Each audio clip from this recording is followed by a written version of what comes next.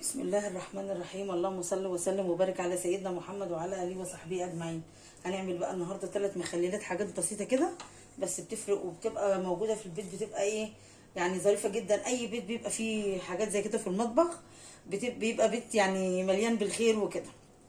هنبتدي النهارده هنعمل معانا مخلل الجزر، وهنعمل معانا مخلل الخيار، وهنعمل معانا الليمون اللي هو بالعصفر.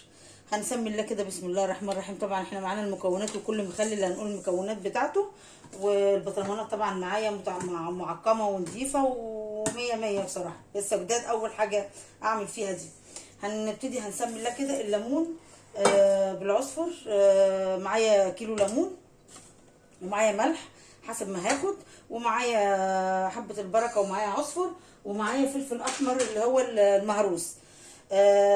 حط عليه حاجات بسيطة، توم، وهو مش سباي، يعني مش حراق. وحط عليه ملح، وحط عليه زيت زيتون. كنت عندي حبة فلفل كده فرمتهم، وقلت ايه بقى الاستعمال حاجات كده ايه على الماشي. فهو محطوط عندي في التلاجة، هطلعه وهنكمل بقى مع بعض. الليمون ده يا اما عايزه تسلقيه سليم كده زي ما هو، تاخديه بس غلوه حوالي 5 دقايق، تاخديه وهو سليم كده، وبعدين تطلعي تفتحيه وتحشيه الحشوه دي، ماشي. عايزه تقطعيه 4 ارباع كده بس تبقى الليمونه ماسكه نفسها، وتحطيها في كوبايه ميه ومعلقتين ملح على النار، 5 دقايق تغلي. وبعد كده نروح مقلبين الفلفل والعصفر وحبه البركه وبقيه الملح، ونقطع عليه حتتين وحدتين الفلفل الحراقين دول، ونعمله. دي طريقه ودي طريقه، الاسهل ليكي اعمليه. انا هعمل اللي هي الطريقه الحلوه اللي ممكن 10 ايام 15 يوم بكتير وتاكلي احلى ليمون بعصفر. هنجيب القطاعه معانا. بسم الله الرحمن الرحيم. بصوا انا هعمل ايه، بسم الله كده، بسم الله اهي. هنقطع بس كده اهي كده، ماسكه نفسها اهي. بصوا ماسكه نفسها اهي. ممكن نطلعها كده لما تاخد الغلوه، ونعبي العصفر وحبه البركه فيها. وممكن برضو تضيفي لها كرفس مجروش جرش ناعم جدا. يعني في تلك الحالات ممكن ايه تعملي اللي يعجبك. بس انا حباب اللي هو بالفلفل وحبه البركه والعصفر، بيبقى جميل وبيبقى حلو، ويقعد معاكي يعني من السنه للسنه، ويمكن ازيد كمان. فالطريقه اللي تعجبك اعمليها. هنقطع كده اهو ونحطه بقى على النار. طبعا انا غاليه الكاتل الميه من شويه يعني عشان تبقى جاهزه للمخللات دي. يا اما لو عايزه تاكليه بعد مثلا يومين او 3، كان مخلل الجزر او الليمون، الخيار او الجزر، تخلي الميه دافيه. لو مش عايزاه كده مثلا وتاكلها بعدها بيومين او ب3، خلي الميه عاديه من زي كأنك غليت وبردت على معاك. هنقطع كده. بسم الله الرحمن الرحيم. خلصت عملت الليمون زي ما انتم شايفينه كده. وطبعا لما نيجي ننقي الليمونه، ننقي الليمونه اللي هي الصفرا الحلوه اللي ما بيبقاش فيها لطع وما بيبقاش فيها اي حاجه وبتبقى ضربه، يعني ايه، ننقي الليمونه اللي هي كويسه. وبنجيبه طبعا بنغسله وبننشفه. طبعا انا حطيت الكاتل معايا في ميه. بسم الله الرحمن الرحيم. نحط بس كوبايه ميه كده اهي، بس على كده. هنحط معلقه ملح، معلقه واحده، ونبقى عارفين احنا حاطين ايه بس. وهنولع عليه على النار، بس هولع عليه على النار. حطيته على النار اهو، ولعت عليه. هيفضل بس 5 دقايق. انا مش هغطيه، هسيبه كده، ومن وقت ما يغلي هروح مقلبه عليه، مقلباه شويه وطفي عليه، وخلاص على كده. هروح بقى نجهز الحشوه بتاعته اللي هي عباره عن فلفل فلفل مطحون اللي هو المجروش. عايزاه حراق اعملي، عايزاه رومي احمر اعملي، وملح وعصفر وحبه البركه. هنجهز بقى الخلطه، الحشوه بتاعت الليمون بعصفر او بالعصفر، معلقتين او على حسب الكميه اللي عندك، ومعلقه كبيره حبه البركه، ومعلقتين ملح كده. بس احنا حطينا هناك معلقه كده اهو، بس كده 3 معالق، بدي يبقى 4 معالق. هنحط بقى معلقه فلفل احمر اهو، ده بيبقى جميل. والصوص بتاع الفلفل الاحمر ده في الليمون بعصفر بيبقى جميل قوي. اقلب كله على بعضه كده. لو حابه تضيفي بقى جزر مبشور بشر ناعم خالص او فرمعه الكبه بيبقى جميل قوي. ريحتها جميله على فكره، يعني ريحه قلبت كل المكونات دي مع بعضيها زي ما انتم شايفينها كده. هنسيبها لحد ما الليمون ايه ياخد غلوسه على النار، وبعدين نبقى نحشيه مع بعض. بسم الله الرحمن الرحيم. هنجيب بقى معانا الجزر، الخيار قصدي، الخيار معانا اهو. ده انا بصوا انا جايباه برده زي ما انتم شايفينه. الخيار دلوقتي جميل. انا بصوا منقيه عامل ازاي، منقيه احلى خيار يعني. بصوا رفيعه دي بتبقى ناشفه وجميله في الخيار، وبتستحمل معاك في التخليل. عايزه تشيلي دي كده يعني حاجات بسيطه. انا كده كده اصلا بشيلها يعني سنه بسيطه بس، ومش عايزه تشيليها بلاش، يبقى ساعه الاكل تتشال تشيليها. بسم الله الرحمن الرحيم. نحطها كده. دول هحطهم الفلفل ده نقطعه واحطه مع الخيار. بصوا اهي يعني حاجه بايه، حاجه بسيطه خالص. بصوا يعني ايه سنه بسيطه. انا على فكره بعمل المخلل، وبعد ما بيستوي وخلاص اتاكدت ان هو خلاص استوى وهناكل منه، باخد منه وبعد كده بحتفظ بيه في الثلاجه. بيقعد عندي حبه حلوين، ما بيحصلوش اي حاجه، وشه ما بيريمش، ما بي اي يعني. بصوا برمي الميه بتاعته في الاخر اكني لسه مخلله فيها المخلل جديد. فيعني بصوا حاجه يعني. احنا هنحط بقى النهارده ان شاء الله باذن الله للخيار هنحط توم، وهنحط ملح، وممكن تضيفي له اي اعشاب انت حباها. ممكن تحطي له ورق لورا، بس هو الخيار يعني معروف بقى ان هو ايه. ممكن احط له معلقه فلفل احمر يعني. الحاجه دي والطعم اللي انت حباه اعمليه، بيبقى يعني الحاجه دي بيبقى حسب ذوقك. بسم الله الرحمن الرحيم. سنه بس بسيطه كده عشان يعني ايه تشرب المحلول الملح وتستوي، بس ما تطراش معاكي، تبقى مقرمشه كده للاخر. حاجات بتنفع في البيت، وبتبقى يعني بيبقى البيت مستور بالمخللات في اي وقت يعني. بصي تطلعي كده الحاجه وانت عامله ضامنه نظافتها، وعارفه ان انت اللي عاملاها بايديكي، وعارفه ان انت بتعملي احلى حاجه لبيتك ولعيالك. فاعملوا كل حاجه في البيت، ونبقى ضامنين النظافه، نبقى ضامنين الحاجه جوده حاجتنا، احنا منقيين الحاجه بايدينا يعني. بصوا جميل. بصوا الله اكبر الله والشكر. بسم الله. هنبتدي بقى كده نسمي الله. هنبص كده اهو. بسم الله الرحمن الرحيم. نبص كده رصه رصه كده. ممكن تقطعي الفلفل، ممكن احط بس ايه ادق فصين توم، احطهم كده. بسم الله. يدق التوم، يا تعمليه يا تدقيه، يا تقطعيه زي ما انت عايزه. انا بقى هفعصه كده فعصه كده ادقه دقه كده بالهون، بيبقى حلو وبيفضل محتفظ كده، وبيبقى طعمه جميل على فكره. التوم لما بيتخلي بيبقى طعمه لذيذ جدا. قد ما تقدري زنقي كده عشان تفضل موقفه كده معاكي في البطرمان، تبقى شكلها ظريف. هندق بقى الفص التوم كده يعني يا دوبه بس ايه تكه كده بس بسيطه اهو. بسم الله. 4-5 فصوص. عايزه تقطعيه قطعيه، عايزه تدوقيه كده دوقيه. هنحط كده اهو.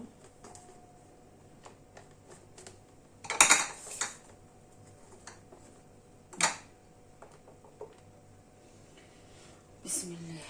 نحط بقى قرن الفلفل كده. طبعا الفلفل هنشقه كده شقه بسيطه بس كده اهو كده من فوق. شايله القمع هنفتحه الفتحه دي كده بس بقى ان الميه ايه تخش له. بسم الله.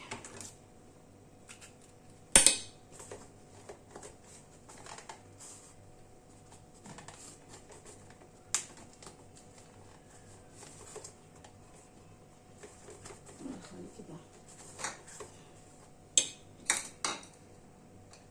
بسم الله الرحمن الرحيم. طبعا احنا هنعمل المحلول بقى اللي هو بتاع الخيار. هنعمل بقى معانا ميه وملح وسكر. كده بسم الله الرحمن الرحيم. قطع دي كده قطعتين كده، خليها على الوش، قطع كده نخلي كده حاجات كده جميله بتسعد الواحد والله. هو بيبقى سعيد وهو بيعمل الحاجه دي والله في البيت بصراحه، يعني سعيد ان هو بيعمل الحاجه دي في البيت. وطبعا الميه احنا قلنا لازم تبقى مغليه وبارده. بسم الله الرحمن الرحيم.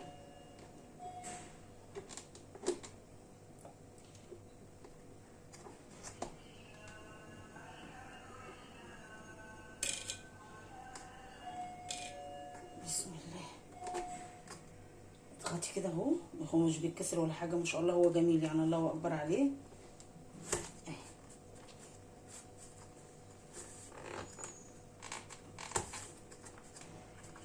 طبعا الحاجه دي هتدبل معاكي وهتنزل وتكش يعني من الملح وطبعا والميه.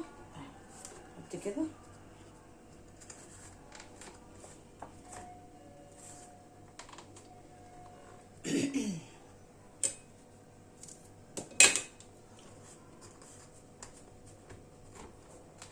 بسم الله.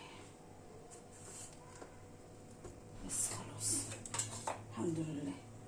حط بقى دول كده على الوش كده، تقطع تاني.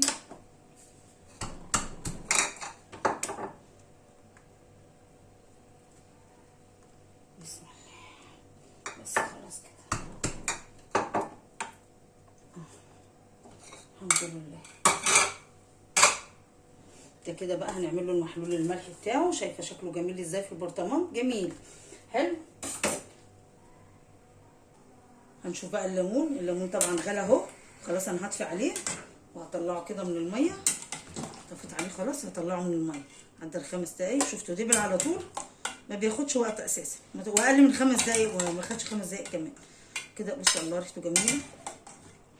بس عايزه تزودي عن كده زودي، بس انا بعمل كميات، لان انا لسه عندي مخلل الزيتون، والواحد طول الوقت بيعمل بقى باذنجان مخلل حاجات زي كده.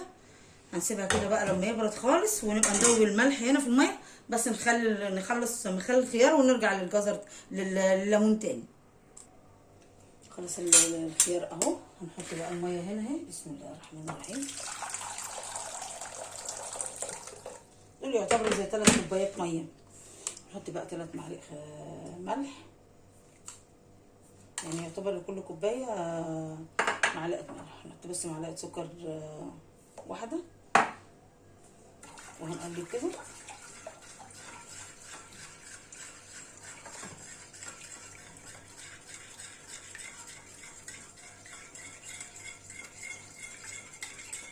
نقلبها كده لحد ما تدوب خالص.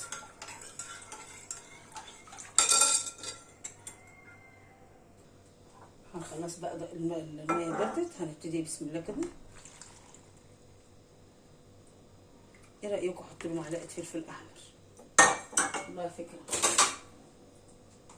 تنزل كده تلون بس من على الوش كده. اصل ريحته جميله قوي الفلفل. بسم الله الرحمن الرحيم.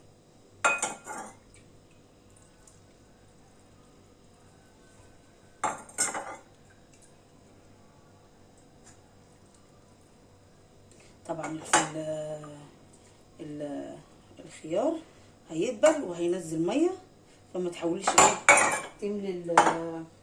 تملي البطرمان كله ميه. طبعا حدقنا وظبطنا تحديد حلو ما شاء الله. بس ده مخلل الخيار اهو، بص شايفاه جميل ازاي، شكله جميل. بسم الله. هنبتدي بقى هنسمي الله بقى. الليمون برد والميه بتاعته بردت، وادي الخلطه بتاعته اللي هي ملح وعصفر وحبه البركه وفلفل مطحون. هنبتدي كده نعبيها مع بعض. بسم الله الرحمن الرحيم. والفلفل اللي انا عاملاه مش حراق، هنعبيها كده مع بعضيها مع بعض، ونحط بقى في البطرمان كده. بسم الله الرحمن الرحيم. طبعا الملح ده هنا محطوط معلقتين ملح، والميه عليها معلقه اللي انا حطيتها ساعه ما خدته سليق، ما خدته غلوه.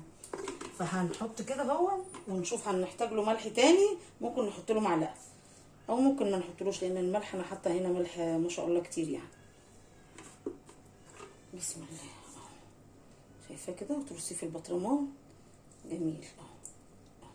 كان زمان كنا بنعمله ني، ما كناش بنسلقه، كنا بنعمل الليمون، كنا بنجيبه ونجهز العصفر وحبه البركه والملح عليها ونقطعه، ونقطع الليمون 4/4 كده، بس كان بيبقى ني، وكنا بنحشيه بالعصفر وحبه البركه والملح ونحطه في البطرمان كده، ونروح غاليين له ميه وحاطين بس هي كوبايه واحده، وهو كده كده الليمون كان من الملح كان بيصر، كان بينزل ميه، فكان بيبقى الصوص بتاعه تحفه، كان بيبقى في منتهى الجمال وبيبقى طعمه جميل جدا. انا بقى بعشق الليمون ابو عصفر ده مع الطعميه السخنه المقليه.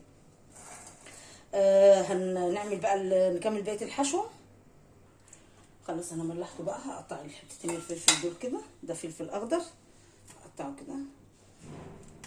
بسم الله الرحمن الرحيم. ومعايا برضه حتتين فلفل احمر عشان انا بحبه سبايسي، وبرضه ده ممكن يتاكل كده من مع مع صوص الزيتون، مع صوص الليمون، بيديله طعم جميل قوي. نرص الباقي بقى. بسم الله. وطبعا احنا بقى هنزوده بالميه، وهنحط عليه بقى من فوق معلقتين زيت وكده، يعني نظبط التظابيط بقى عشان حاجه بقى تكفينا وتبقى حلوه وموجوده في البيت. اقطع برضو القرن الفلفل ده كده، يعني بص المخلل ده ممكن يكون عندك ليمون مركون في البيت، يعني مش عايزاه بس يكون حلو مش وحش، يعني مش مركون بايظ او مركون في اي حاجه، لا يكون مثلا مركون وانتي مش تزودي عليه. عندك فلفل عايزه تخلليه، عندك جزر، عندك خيار كده، يعني هي الحكايه بتيجي كده يعني. فايه هنبتدي كده بسم الله ما شاء الله زي ما انتم شايفين كده. نقطع الفلفل ده برده كمان كده اهو على الوش كده بس. ونرص كده ريحته، والله يا جماعه وبحياه ربنا ريحته في منتهى الجمال، ريحته تحفه جدا اهو. هننزل بقى بكل دي تصفيه الليمون بالعصفر بقى بالتخليله بتاعته دي كلها. وده برده هنا ده الميه، قلنا هنحط معلقه ملح واحده بس كده اهي، يعني احنا حاطين لنا معلقتين وكده عشان هو ايه بيمر وبيحتاج ملح كتير. على فكره ده كيلو بس هو خس يعني قل خالص. هنحط كده بسم الله، هي بارد خالص ونسقي كده بسم الله.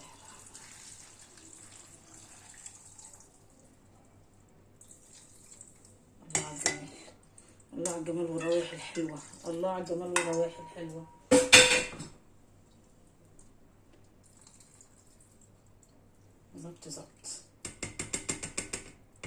ظبط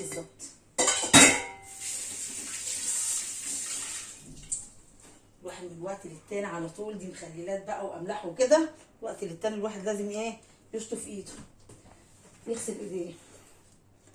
هنحط بقى عليها حبه زيت بس، 100 ونقفل الباشا ده ونحطه كده، ونجيب الجزر، نجيب الكرفس،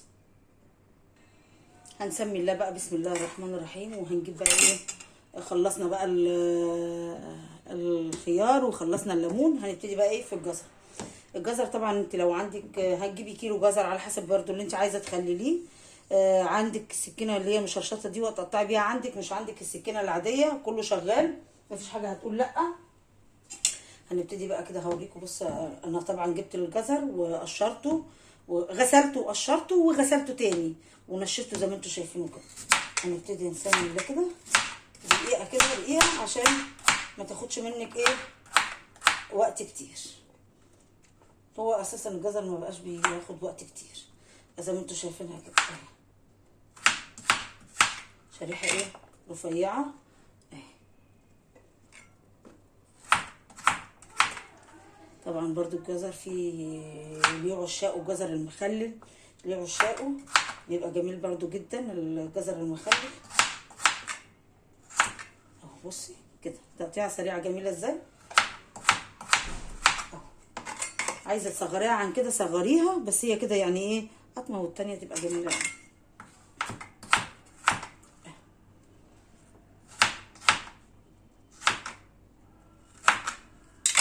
بس 100 100 كده.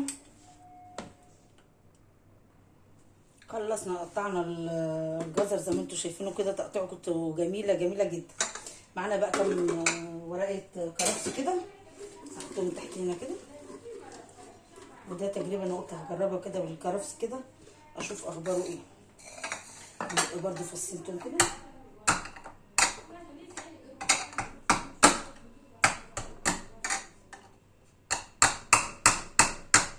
ما تخش طبعا مش بيتكسر. احط بقى كده بس يعني ايه دو ايه ريحه كده. عايزه برضو اجرب احط بتاع دي معلقه بسم الله الرحمن الرحيم، معلقه فلفل احمر نحط ولا ايه؟ نحط يبقى جميل. بسم الله الله. نحط كده معلقه نجرب نجرب نجرب، بس هيبقى طعمه لذيذ، انا عارفه انه هيبقى طعمه لذيذ. نحط كده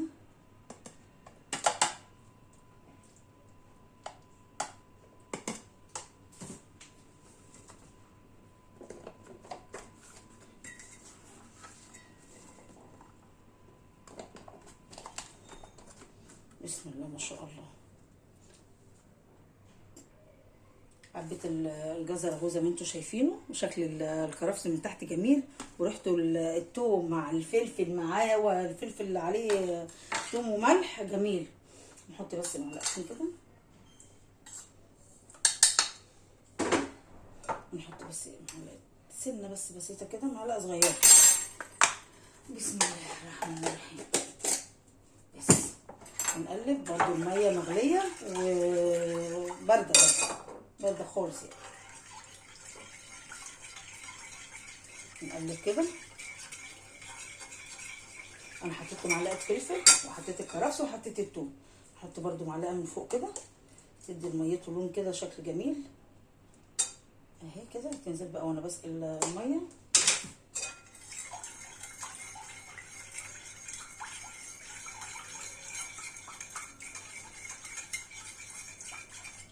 بسم الله.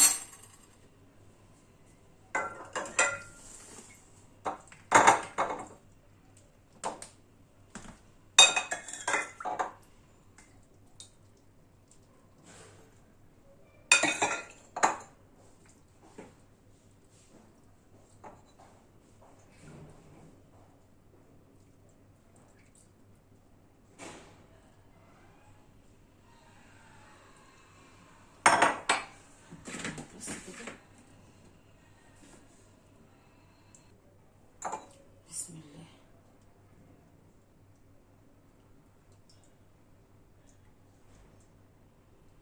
الله الله الله الله على الروايح والحاجات الجامده. هو ده المطلوب. بسم الله الرحمن الرحيم كده، وهنقفل كده نقلب كده كده كده اهو. بصوا بقى حاجه كده تحفه جميله جميله. خلاص كده قفلت البطرمانات، قفلت الجزر، قفلت الخيار، خلصت الليمون بعصفر. التلاتة احلى من بعض، التلاتة اطعم من بعض واحلى من بعض، بحاجات سهله وسريعه، مكونات بسيطه، موجوده في كل البيت عندنا. يعني انا العصفر وحبه البركه موجوده عندي، والليمون بس هو اللي انا جبته النهارده من البيت من بره. عندي التوم وبرده الخيار، كنت جايباه النهارده. الجزر كان موجود عندي. الكرفس برده كان موجود عندي. والفلفل كنت طحناه وحطاه في البيت يعني. بسم الله ما شاء الله، خير ربنا والحمد لله كتير. عملنا اسهل 3 مخللات، واسرع وطريقه سريعه جدا وبسيطه، والطعم مش قادره اقول لكم، عن تجربه سابقه كذا مره يعني، بطرق مختلفه. عملت الليمون، عملت الخيار، عملت الجزر بطريقه سهله وبسيطه، بالف هنا وشفا. ما تنسونيش بقى بلايك وشير، وتشوفوا صفحتي على الفيسبوك وقناتي على اليوتيوب، وتفعلوا الجرس ولايك وتساعدوني كده، وربنا يديم المعروف والمحبه بينا وبين بعض يا رب. وان شاء الله باذن الله الانسان لو كبر هيكبر بيكم والله، وبمحبتكم ليا وبكلامكم الجميل اللي انا بسمعه منكم والله. ربنا يخليكم ليا ويديم المعروف ويديم المحبه بينا يا رب.